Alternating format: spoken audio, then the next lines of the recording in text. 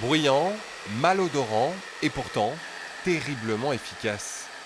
En ce début d'automne, dans les rues de la Tranche-sur-Mer, plus aucun touriste, mais un pulvérisateur arboricole, le cauchemar des chenilles processionnaires. Le principe, c'est qu'on va essayer de pulvériser sur la totalité de la surface de l'arbre une bactérie qui va se déposer sur les aiguilles de pin.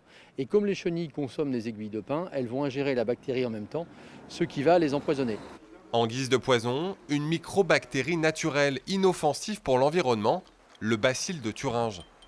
Après ingestion, les chenilles mettent entre 3 et 5 jours pour décéder, à l'intérieur même du nid. C'est un arbre qui a été traité hier. Donc là, les chenilles, la bactérie n'a pas encore eu le temps de faire effet.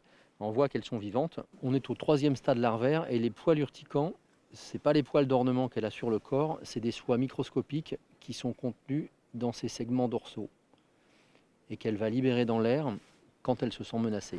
Après une expérimentation dans un seul quartier l'an dernier, cette année, la mairie a décidé de traiter l'ensemble de la voirie communale. 13 km de côte, de nombreux espaces forestiers et au final, une facture de 20 000 € par an, le prix à payer pour protéger les 3 000 habitants à l'année et les autres. Des animaux comme des chiens peuvent les croquer et à ce moment-là, ça peut provoquer des nécroses, des problèmes au niveau olfactif ou oculaire. Et y compris même pour des chevaux, lorsqu'il y a des chevaux dans des parcs, ils peuvent avoir des soucis très sérieux en mangeant des chenilles. Des insectes peu recommandables donc à éviter même après leur mort, leur soie urticante met plusieurs années à disparaître totalement.